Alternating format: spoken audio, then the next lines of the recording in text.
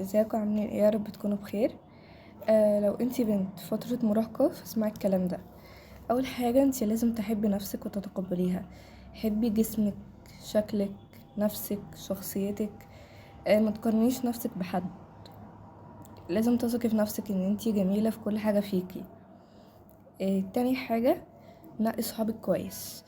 صحابك هما مرايتك. الناس هتحكم عليكي من صحابك.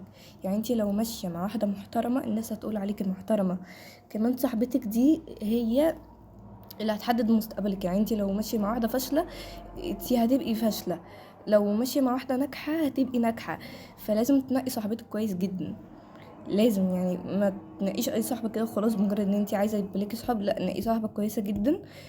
وحتى لو مش حتى لو هتقعدي فتره من غير صحاب مفيش مشكله، بس المهم ان انتي تنقي صاحبه تكون كويسه وتكمل معاكي بقيت عمرك وفعلا تضيف حاجه في حياتك. تالت حاجه، استثمري مستقبلك.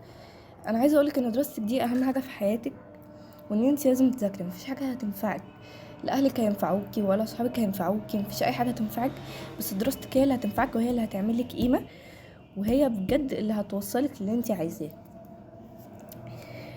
تالت حاجة، احمي خصوصيتك. مفيش حد له الحق ان هو يتدخل في خصوصيتك، كل واحد ليه خصوصية. ما تشاركيش اسرارك.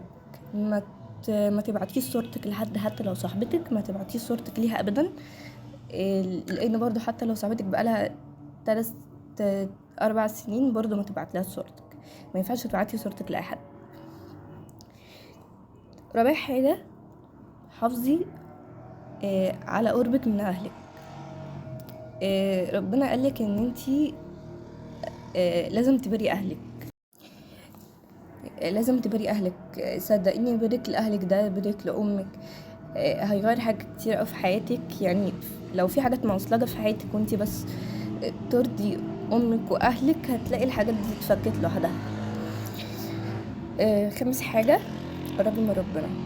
والله العظيم قربك لربنا ده هي اهم حاجه اصلا. قربك لربنا، قربك لربنا ده هو اللي هيفتح لك الابواب المغلقه، وهو اللي هيوصلك لحلمك، وهو اللي هيوصل حاجات كتير قوي في حياتك. التزمي بالصلاه وخليكي قريبه من ربنا. يعني سبب من الاسباب ما تبعديش عن ربنا ابدا. وبس كده. ولو عايزيني اديكم نصايح في اي حاجه قولولي وانا هتكلم فيها. وما تنسوش اللايك والفولو.